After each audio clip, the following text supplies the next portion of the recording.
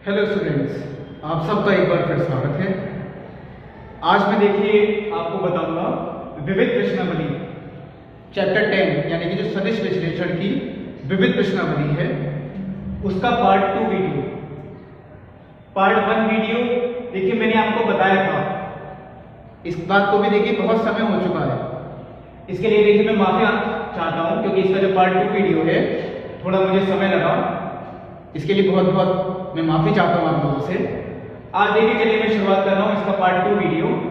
Part 2 video में देखिए बहुत अच्छे क्वेश्चंस हैं, जैसे कि क्वेश्चन नंबर 12। आपको 3 सदिश दिए हुए हैं, मैंने यहां बोर्ड पे भी लिखे हैं, vector A, vector B, vector C. अब देखिए हमें एक ऐसा चौथा सदिश निकालना है जो ए और बी दोनों पर लंब हो।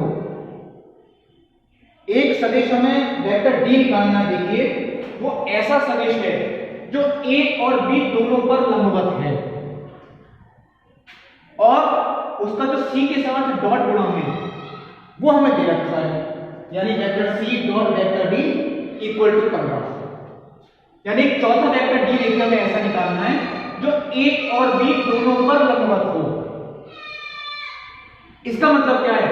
ऐसा सदिश जो आप लोगों ने क्या पढ़ रखा है, ऐसा सदिश जो ए और बी दोनों पर लंबवत हो वो होता है vector A cross vector B. ऐसा सदिश जो दोनों पर लंबवत हो, यानी ए पर भी लंबवत और बी पर भी लंबवत, वो होता है vector A cross vector B. लेकिन अब एक बात ध्यान रखें आप, ए क्रॉस बी सदिश वो ये जरूरी नहीं कि उसका सी के साथ जो डॉट बना है वो 15 ही आए। लेकिन मैं आपको जल्दी से बता रहा हूं, मान लीजिए ये वेक्टर ए है और ये है आपका वेक्टर बी। आप लोगों ने देखिए ये चीज पढ़ी, ये मैं आपको देखिए दिखाता हूं। ये जो सदिश होगा ये है आपका vector A cross vector B, यानी ऐसा सदिश जो ए के भी लंबवत हो और बी के भी लंबवत हो, यानी ए से भी 90 का कोण बना रहा है और बी से भी 90 का कोण, वो है देखिए ए क्रॉस बी। लेकिन ऐसा देखिए अकेला सदिश नहीं है, ऐसे अनंत सदिश में दिशा यही होगी, परिमाण उनके अनंत होंगे। यानी ऐसा सदिश जो ए और बी दोनों पर लंबवत हो, जब हम निकालते हैं ए क्रॉस बी, उससे उसकी केवल दिशा निकल के आती है। ऐसा सदिश अनंत हो सकते हैं जिनके परिमाण भी अलग अलग हो, हाँ दिशा सबकी यही होगी ए क्रॉस बी। ऐसा ही सदिश है देखिए डी। चलिए मैं यहां लिख देता हूं, देखिए ये जो दिशा हमने निकाली vector A cross vector B, हमें एक और सदिश निकालना है वेक्टर डी जो ए के भी लंबवत हो और बी के भी लंबवत हो। इसका मतलब वो इसके समांतर है। देखिए मैं वो यहां दिखाता हूं, ऐसा सदिश ये मैंने दिखाया, ये है वेक्टर डी। ये सदिश ए के भी लंबवत है और बी के भी लंबवत है वेक्टर डी। इसका मतलब यही हुआ कि ए क्रॉस बी के समांतर है। ये एक अकेला सदिश है ऐसा। ऐसे देखिए अनंत होंगे सदिश जो ए क्रॉस बी की दिशा में है, लेकिन ये अकेला सदिश है डी वेक्टर जिसका सी के साथ जो डॉट गुणा है वो इक्वल टू है 15। अब आप लोग सोचेंगे ये कैसे निकालें? देखिए मैंने आपको ये बात बता रखी, जब दो सदिश आपस में समांतर होते हैं तो पहला सदिश बटे दूसरा सदिश बराबर एक अचर राशि। मैं देखिए यहां लिखता हूं, पहला सदिश यानी वेक्टर डी बटे दूसरा सदिश यानी कि vector A cross vector B equal to एक अचर राशि। मैंने उसे लैम्डा मान लिया है, लैम्डा यहां पे एक अचर राशि, यानी vector D is equal to lambda into A cross B. ये मैंने आगे लिख दिया, vector D is equal to lambda vector A cross vector B. ये वेक्टर डी देखिए, अब यहां ये बात देखिए मैं दोबारा आपको बता रहा हूं, यहां से भी क्लियर हो जाएगी। लैम्डा के मान अनंत हो सकते हैं क्योंकि लैम्डा एक अचर है। इसका मतलब क्या है? ये अनंत सदिश हो सकते हैं, लेकिन एक लैम्डा का मान अगर हम निश्चित निकाल लें तो ये अकेला ही सदिश होगा। ऐसा लैम्डा के बहुत सारे मान हो सकते हैं, लेकिन लैम्डा का एक मान जरूर निकल के आएगा, जिसके लिए आपको दे रखा है vector c dot vector d equal to 15। इस कंडीशन में लैम्डा का एक मान निकल के आएगा, वही वेक्टर d के लिए होगा, वही हमें देखिए निकालना है, क्योंकि आपको दे रखा है vector c dot vector d equal to 15। अब सबसे पहला काम तो हमारे लिए आता है कि a क्रॉस b निकालना। आप लोग जानते हैं a क्रॉस b किस तरीके से निकालते हैं, vector a cross vector b equal to सारणी वाले मेथड से, यानी कि i j k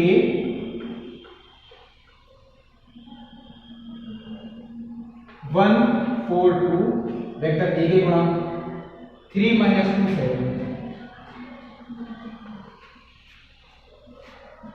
equal to, चलिए मैं आगे लिख देता हूं, 28 माइनस माइनस के 4 यानी 28 प्लस 4 ये हो गया 32 आई माइनस जे के साथ 7 माइनस 6 1 तो माइनस के जी प्लस माइनस के 2 माइनस के 12 माइनस के 14 माइनस के 14।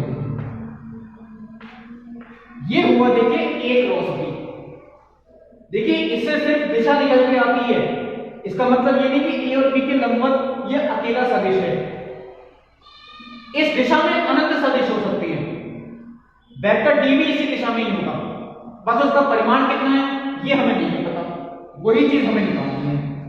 a क्रॉस b हमने निकाला, और वेक्टर d का मान यहां मैं लिख देता हूं, vector d is equal to lambda into a cross b, क्योंकि मैंने देखिए ऊपर दिखा रखी है बात, यानी लैम्डा इनटू 32i माइनस के j माइनस के 14 के।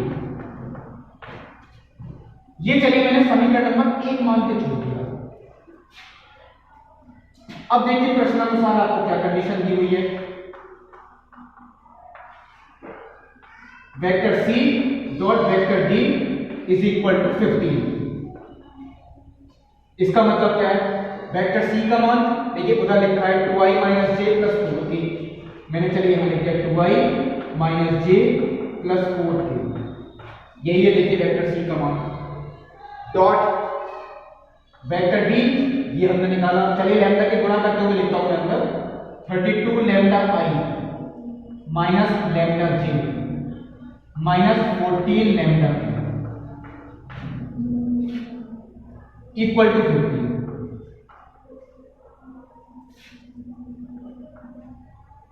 अब आगे करना है डॉट गुणा आई की गुणा, देखिए आई से करते हैं तो 32 लैम्डा गुणा 2 यानी कि 64 लैम्डा माइनस लैम्डा गुणा माइनस 1 प्लस के लैम्डा माइनस के 56 लैम्डा इक्वल टू 15। इसका मतलब क्या है, 65 लैम्डा माइनस 56 लैम्डा 9 लैम्डा बराबर 15, यानी कि लैम्डा बराबर 15/9 इट मींस 5/3। ये आ गया लैम्डा का मान। देखिए लैम्डा का मान ऊपर नहीं है, हमें वेक्टर d निकालना है। वेक्टर d देखिए हमने ये छोड़ रखा है, यानी कि vector d is equal to lambda का मान मैंने यहां लिख दिया 5/3 32i माइनस के j माइनस के 14। ये वेक्टर d होगा। देखिए लैम्डा का एक निश्चित मान 5/3, तो वेक्टर d का भी एक निश्चित मान हो गया, और ये एक ऐसा सदिश है जो a और b दोनों के लंबवत है, क्योंकि मैंने आपसे देखिए क्या कहा था, दिशा वही होगी, परिमाण बदलता है। इसका परिमाण देखिए इस सदिश के परिमाण को 5/3 गुना है। अनंत सदिश हो सकते हैं ऐसे। अब मान लीजिए आपको c डॉट d बराबर मान लीजिए दे रखा होगा 18, तो मैं यहां आता 9 लैम्डा बराबर 18, लैम्डा बराबर 2 निकल के आता, तो वेक्टर d कोई और हो गया। ऐसे देखिए अनंत सदिश हो सकती हैं, लेकिन इस कंडीशन को जो सेटिस्फाई करे वो केवल एक सदिश होगा, और वही देखिए वो ये वो vector d is equal to 5/3 32i minus j minus 14k। अब देखिए जो क्वेश्चन नंबर मैंने लिखा 13, बहुत अच्छा क्वेश्चन है ये भी। सदिश i plus j plus k का सदिशों 2i plus 4j minus 5k और lambda i plus 2j plus 3k के योगफल की दिशा में मात्रक सदिश के साथ अदिश गुणनफल यदि 1 है तो लैम्डा का मान ज्ञात कीजिए।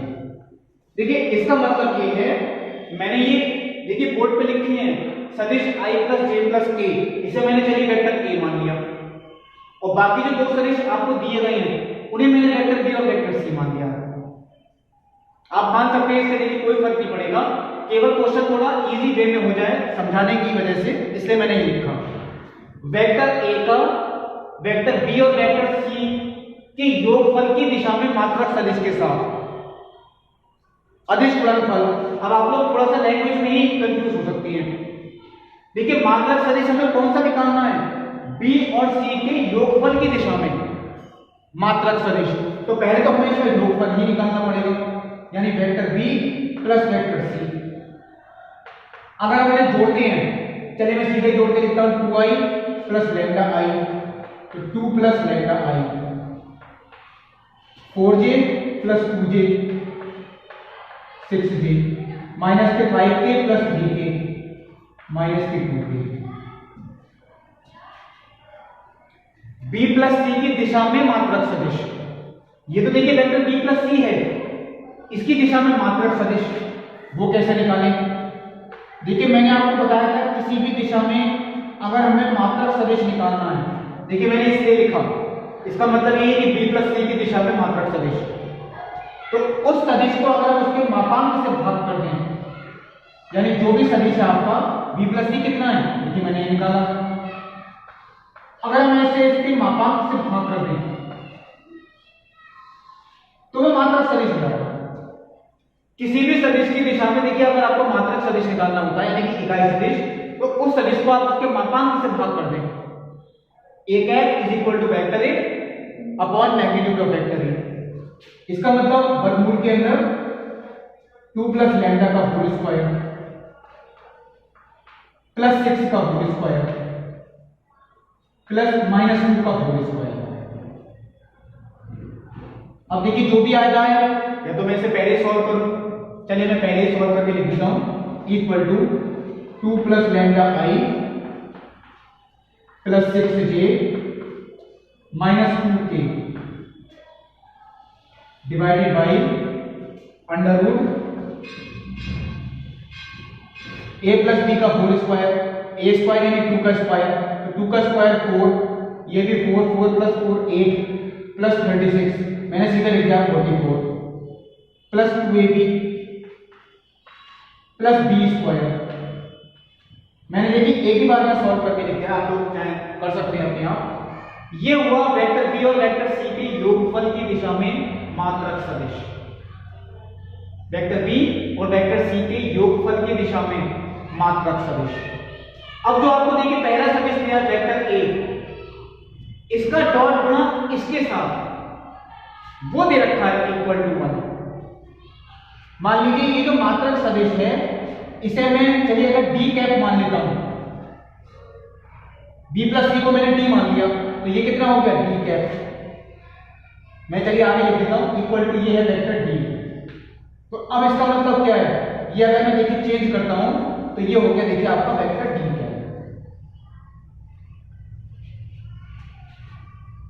Vector a dot vector d ये आपको देखिए दिया गया है, यानी पहले सदिश का इस इकाई सदिश के साथ, यानी vector a dot vector d equal to 1। अब इसका डॉट गुणा अगर हम इससे निकालें तो देखिए बटे में कोई फर्क नहीं पड़ेगा, वो तो मापांक है, डॉट गुणा तो केवल सदिश का सदिश से होता है, तो 1 की गुणा 2 प्लस लैम्डा से की 2 प्लस लैम्डा, फिर 1 की गुणा 6 से की प्लस की 6, फिर 1 की गुणा माइनस की 2 से की माइनस की 2 बटे वर्गमूल 44 plus 4 lambda plus lambda square equal to 1। चलिए आगे देखिए सॉल्व करके, 2 से 2 देखिए कैंसिल हो गया, ऊपर क्या बचा लैम्डा प्लस 6 इक्वल टू ये क्या गुणा में वर्गमूल के अंदर lambda square plus 4 lambda plus 44। अब इसे देखिए सॉल्व अगर करना है तो आपको होल स्क्वायर दोनों पक्षों पर करना ही पड़ेगा, यानी लैम्डा प्लस 6 का whole square is equal to lambda square plus 4 lambda plus 44। A plus b का square a square plus 2ab plus b square, यानी lambda square plus 4 lambda plus 40। Lambda square देखिए कैंसिल हो गया, 4 को मैं minus में लेके आया 8 लैम्डा, 36 को माइनस में ले गए 8, it means lambda is equal to 1। आपसे देखिए यही पूछा था कि लैम्डा का मान कितना, लैम्डा 1 आ गया। और आपसे पूछते हैं कि इस वेक्टर सी को निर्धारित कीजिए, यानी वेक्टर सी का मान क्या है, तो लैम्डा की जगह हमने 1 रख दिया, तो vector C is equal to i plus 2j plus 3k, ये वेक्टर सी निकला है। ये था देखिए बहुत अच्छा क्वेश्चन था, यानी क्वेश्चन नंबर 13। अब देखिए मैं आपको बताऊंगा जो क्वेश्चन नंबर अगला यानी कि 14। अब देखिए जो क्वेश्चन नंबर आपको दिया गया है 14, क्वेश्चन नंबर 14 में देखिए जो लैंग्वेज आपके सामने लिखी हुई है, चलिए मैं एक बार पढ़ देता हूं आपके सामने। 3 सदिश ए बी सी समान परिमाण वाले और परस्पर लंबवत सदिश हैं। पहले तो चलिए इस बात से क्या रिजल्ट निकलता है ये देखते हैं। 3 सदिश vector A vector B vector C समान परिमाण वाले परस्पर लंबवत सदिश हैं। तो अगर देखिए तीनों सदिश समान परिमाण के हैं, इट मींस पहले वेक्टर का मैग्नीट्यूड, दूसरे वेक्टर का मैग्नीट्यूड और तीसरे वेक्टर का मैग्नीट्यूड ये तीनों इक्वल हो, यानी पहले सदिश का परिमाण, दूसरे सदिश का परिमाण, तीसरे सदिश का परिमाण आपस में कैसे होंगे, बराबर हो। अब ये कितने होंगे देखिए ये नहीं पता, चलिए मैंने x मान लेता हूं, क्योंकि देखिए कोई ना कोई संख्या तो परिमाण होगी, मैंने वो संख्या x मान ली। और ये तीनों परस्पर लंबवत हैं, तीनों परस्पर लंबवत हैं, यानी a लंबवत है b के, b लंबवत है c के और c लंबवत है a के। इसका मतलब क्या है, अब देखिए ये बात मैं आपको बता चुका हूं, अगर दो सदिश आपस में लंबवत होते हैं तो इनका डॉट गुणा कितना होता है, 0। अगर a और b लंबवत हैं तो a डॉट b 0 होगा, b और c लंबवत हैं तो b डॉट c भी 0 होगा, और c डॉट a अगर लंबवत हैं तो c डॉट a भी कितना होगा, 0। क्योंकि देखिए आपको दे रखा है तीनों आपस में लंबवत हैं, a लंबवत b के है, b लंबवत c के है, c लंबवत a के है। अब देखिए आगे क्या लिखा है, हमें देखिए इसमें दर्शाइए यानी कि सिद्ध करके दिखाना है। सदिश a plus b plus c सदिशों के साथ बराबर जुड़ा हुआ है, यानी कि एक सदिश आपको देखिए दे रखा है a plus b plus c,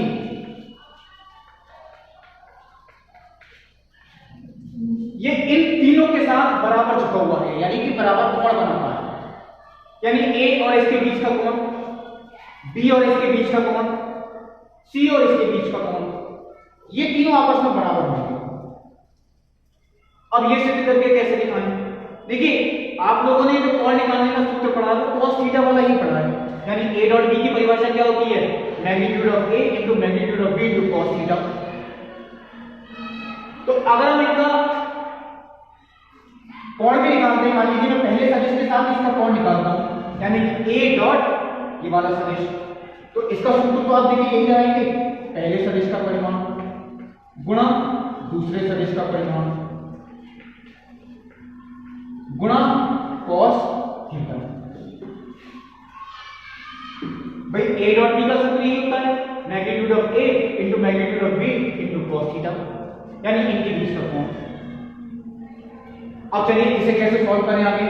अब ये देखिए डॉट गुणा है, तो डॉट गुणा आपको बिल्कुल वैसे ही करनी होगी जैसे आप नॉर्मल संख्याओं की गुणा करते हैं, यानी कि a डॉट a पहले a डॉट a, फिर a का डॉट गुणा b से तो a डॉट b, फिर a dot c।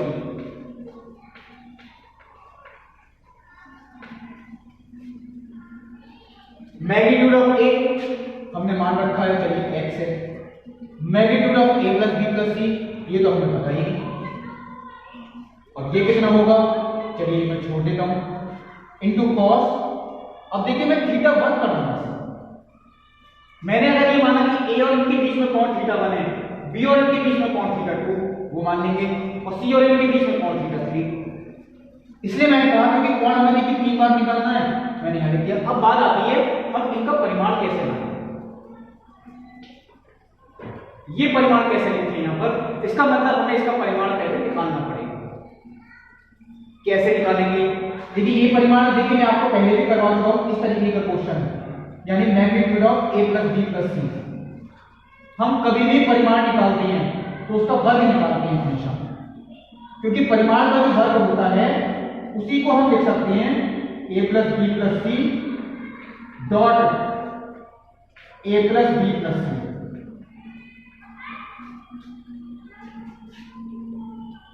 Magnitude of a plus b plus c का square is equal to a plus b plus c dot a plus, क्योंकि किसी सदिश का उसी सदिश के साथ अगर हम डॉट गुणा करते हैं तो वो आपके मापांक के वर्ग के बराबर होगा। अब इसे आगे कैसे करें?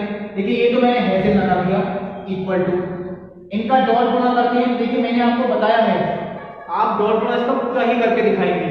मैं एक बार लिखता हूं, देखिए पहले a का डॉट गुणा तीनों के साथ, यानी कि a dot a plus a dot b plus a dot c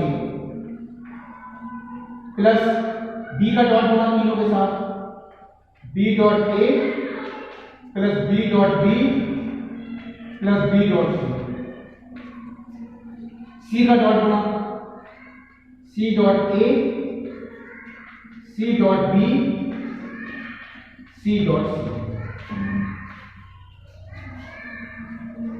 अब चलिए फिर मैंने हेडिंग लगाया, a डॉट a का मतलब मैग्नीट्यूड ऑफ a का स्क्वायर, ये प्रॉपर्टी मैं बता चुका हूं। b डॉट b का मतलब मैग्नीट्यूड ऑफ b का स्क्वायर, और c डॉट c का मतलब मैग्नीट्यूड ऑफ c का स्क्वायर। और बाकी बचे आपके a dot b a dot c, उनके मान देखिए 0 है, उनसे कोई फर्क नहीं पड़ने वाला। यही तीनों आपके लिखे बचे, यानी magnitude of a plus b plus c का स्क्वायर इक्वल टू इन तीनों का मान कितना है x, यानी कि x square plus x square plus x square, यानी कि magnitude of a plus b plus c का square equal to 3x square. इसका मतलब magnitude of a plus b plus c equal to under root 3x। अब यहां मान मैं रख सकता हूं अंडर रूट 3x। अब देखिए a डॉट a का मतलब मैग्नीट्यूड ऑफ a का स्क्वायर, ये चीज देखिए 0 हो गई, a डॉट b का मान 0 है, a डॉट c का मान भी 0 है, equal to root 3x square cos theta 1।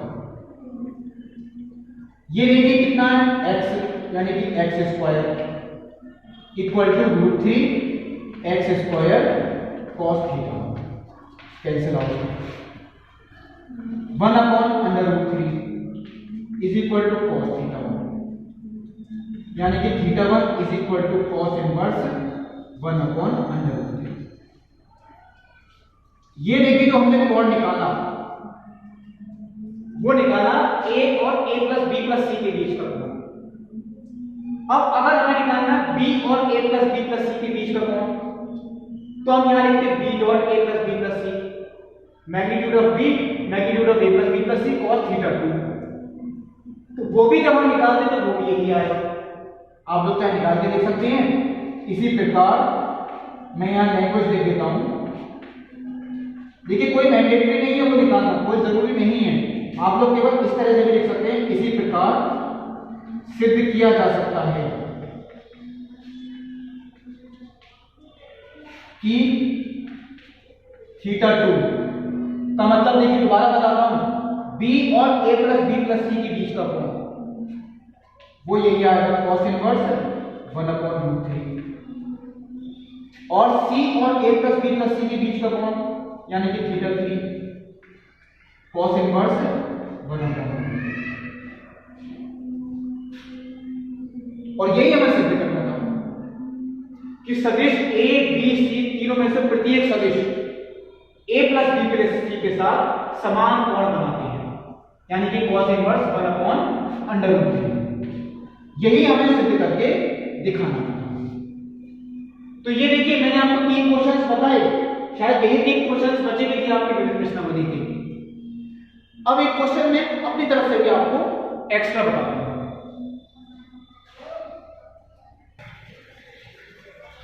देखिए जो क्वेश्चन मुझे आपको ये एक्स्ट्रा क्वेश्चन बताना है, मैंने आपके सामने देखिए 2 सदिश लिखे, पहला वेक्टर ए और दूसरा वेक्टर बी। हमें पहले वेक्टर को दो सदिशों में विभक्त करना है, यानी वेक्टर ए को ऐसे दो सदिशों में विभक्त कीजिए जिसमें एक सदिश बी के समांतर हो और दूसरा सदिश बी के लंबवत हो। हमें देखिए इसे दो सदिशों में विभक्त करना है। देखिए मैं आपको ध्यान दिलाता हूं आव्यूह वाले चैप्टर की। हम आव्यूह को जब दो आव्यूह में विभक्त करते हैं, या आपको क्वेश्चन है कि प्रश्नावली में एक आव्यूह को दो आव्यूह में विभक्त कीजिए जिसमें पहला आव्यूह सममित और दूसरा विषम सममित हो। कुछ इसी तरीके का क्वेश्चन आप इसे भी समझ सकती हैं। एक सदिश को दो सदिश में विभक्त कीजिए जिसमें पहला सदिश बी के समांतर हो और दूसरा बी के लंबवत हो। यानी अगर मैं ऐसा लिखता हूं, माना देखिए हमें इसे दो सदिशों में विभक्त करना है। Vector A is equal to a1 plus a2।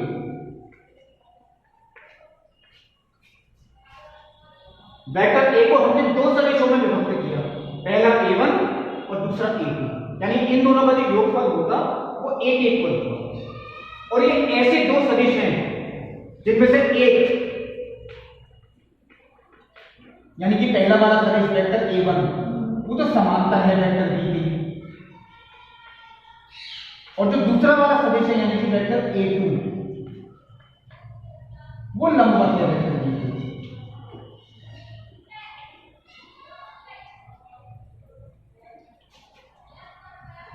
पहला सदिश समांतर है वेक्टर b के और जो दूसरा सदिश है वो है लंबवत वेक्टर b के। यही दो सदिश जब हम निकाल लेंगे क्वेश्चन कंप्लीट। अब देखिए पहले समांतर वाली बात पे आते हैं। दो सदिश जब आपस में समांतर होते हैं, मैं इसी के नीचे देखिए लिखता हूं, तो पहला सदिश बटे दूसरा सदिश बराबर एक अचर राशि। इसका मतलब vector a1 is equal to lambda into vector b, यानी कि इसके अगर हम लैम्डा से गुणा करते हुए लिख दें तो 3 lambda i plus 4 lambda j plus 5 lambda b, ये वेक्टर a1 हो गया। अब देखिए आप लोग ये सोचेंगे वेक्टर a1 तो चलिए हमने निकाल लिया क्योंकि a1 b के समांतर था, लैम्डा का मान तो निकल आएगा। अब वेक्टर a2 लंबवत है वेक्टर b के, ये कैसे निकालें? इनका डॉट गुणा तो जीरो ही होगा, ये बात तो देखिए क्लियर है, क्योंकि जब दो सदिश आपस में लंबवत होते हैं तो उनका डॉट गुणा जीरो होता है। लेकिन उसके लिए पहले हमें a2 का मान देखना है, कैसे निकालें वो देखिए इस कंडीशन में है। कैसे? यानी vector a2 is equal to, मैं इसे माइनस में ले गया, यानी vector a minus vector a1। इसका मतलब चलिए हम सॉल्व करते हैं, आगे क्या आता है। Vector a2 is equal to, vector a में से हमें a1 को माइनस करना है, 2i माइनस 3 लैम्डा i, तो 2 minus 3 lambda i,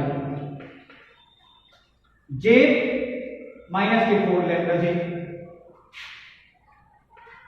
1 minus 4 lambda j, minus के k माइनस के 5 लैम्डा k, माइनस के k माइनस के 5 लैम्डा k। मैंने बाहर प्लस ही रहने दिया, आप लोग चाहे तो माइनस भी ले सकते हैं बाहर, तो अंदर बन 5 लैम्डा। मैंने देखिए सीधा माइनस करके हुए लिखा, वेक्टर a2 का मान a minus a1, a minus a1। अब देखिए कंडीशन यहां पे लग जाएगी, अगर ये दोनों लंबवत हैं यानी vector a2 dot vector b is equal to कितना होगा, 0। a2 वेक्टर तो देखिए ये है और b वेक्टर वो देखिए, तो इन दोनों का डॉट गुणा कैसे? i की गुणा देखिए i से होती है, यानी 3 गुणा 2 minus 3 lambda, 4 into 1 minus 4 lambda, 5 into minus के 1 माइनस 5 लैम्डा इक्वल टू 0। चलिए आगे देखते हैं क्या आता है। 6 माइनस के 9 लैम्डा प्लस 4 माइनस के 16 लैम्डा माइनस के 5 माइनस के 25 लैम्डा इक्वल टू 0। दोबारा चेक कर लेते हैं। 6 minus 9 lambda, 4 minus 16 lambda, minus के 5 माइनस के 25 लैम्डा। अब देखिए लैम्डा वाले पर माइनस के 25 माइनस के 25 माइनस के 50 लैम्डा। चलिए मैंने माइनस के 50 लैम्डा। संख्याएं 6 और 4 10, 10 में से 5 घटाएंगे तो कितना बचा? 5 इक्वल टू 0, यानी कि 50 lambda equal to 5, lambda is equal to 5/50, यानी कि 1/10।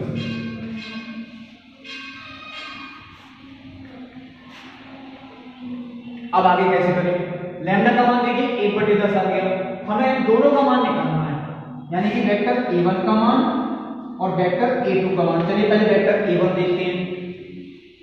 लैम्डा का मान देखिए अगर हम रखते हैं 1/10, हम चाहे लैम्डा बाहर कॉमन के लिए रहने दे सकते हैं। 1/10 मैंने बाहर ही रहने दिया। 3i + 4j + 5k,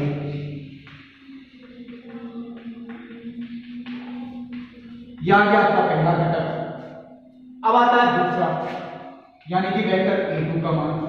वो देखिए यहां लिखा है, लैम्डा का मान 1/10 रखते हैं। 2 - 3/10 17/10 आई, 1 - 4/10 6/10। इसे कैंसिल करके 3/5 लिख सकते हैं। और माइनस के 1 माइनस के 5/10 माइनस के 15/10, यानी कि माइनस के 3। चलिए मैंने माइनस के 15/10 भी ले लिया। इतना छोड़ सकते हैं कैंसिल करके, और नहीं तो एक काम देखिए मैंने इसमें भी किया, 1/10 कॉमन लिया, 17i + 6j - 15। ये वेक्टर a2, यानी एक सदिश को दो सदिशों में विभक्त करना, जिसमें पहला सदिश b के समांतर और दूसरा b के लंबवत। शायद एनसीईआरटी में ऐसा क्वेश्चन देखिए है, एग्जाम्पल में दिया है, लेकिन ये मैंने आपको अपनी तरफ से बता दिया। हम किसी भी सदिश को दो सदिशों में विभक्त कर सकते हैं, जिसमें एक दिए हुए सदिश के समांतर होता है और दूसरा दिए हुए सदिश के लंबवत होता है। आपका देखिए ये सदिश विश्लेषण चैप्टर यहां पर कंप्लीट होता है। अब देखिए जो अगला चैप्टर है वो भी देखिए वेक्टर पर ही डिपेंड है, त्रिविमीय ज्यामिति, यानी कि 3 डायमेंशनल ज्योमेट्री। वो मैं आपको अगली वीडियो में बताऊंगा। तब तक के लिए नमस्कार।